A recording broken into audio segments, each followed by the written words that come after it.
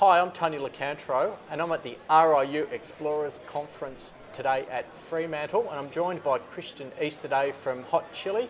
G'day, Christian. Yeah, g'day. Good to see you. Yeah, good to see you again. I believe Hot Chilli has had a stunning transformation. Let's not go back over the past. Sure. Let's talk about Hot Chilli's future.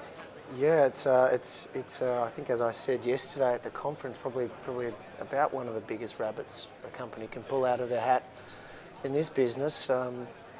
We've been quietly over the last 2 years focusing on securing a major private porphyry copper gold discovery that was made right next to a $100 million investment at Productora, which as most of the market knows has been pretty much put on ice because of what happened with the copper price pullback about 4 or 5 years ago, and this has been Hot Chilli's best kept secret.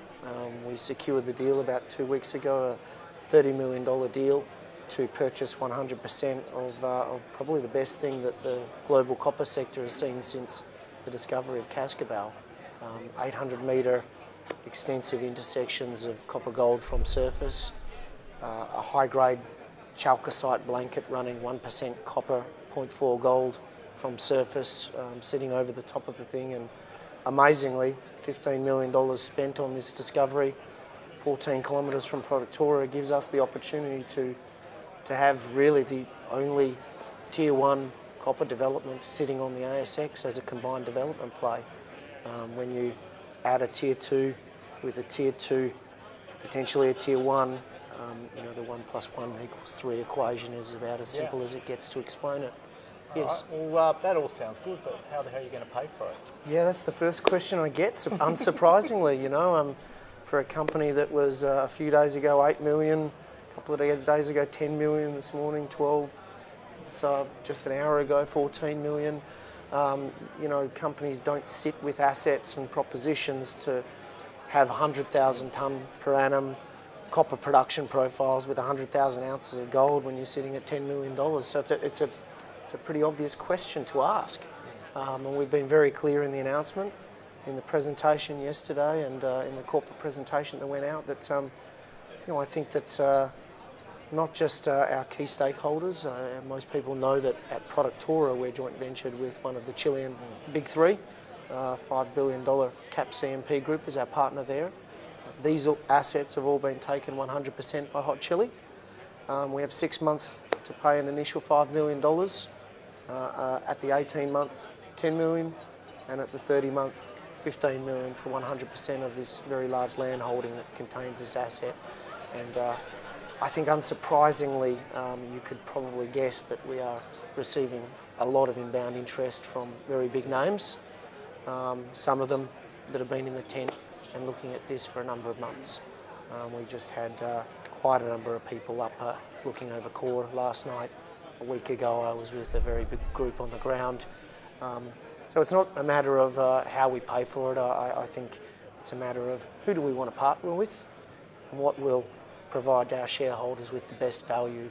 So we are pursuing a project level transaction.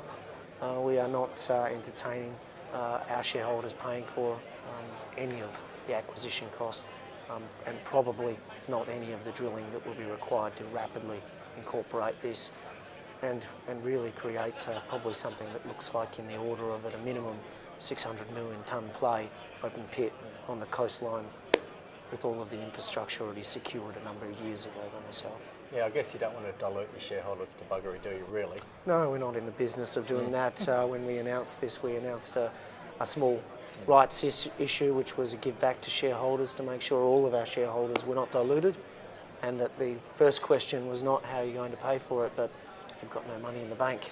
Yeah. So we removed that immediately.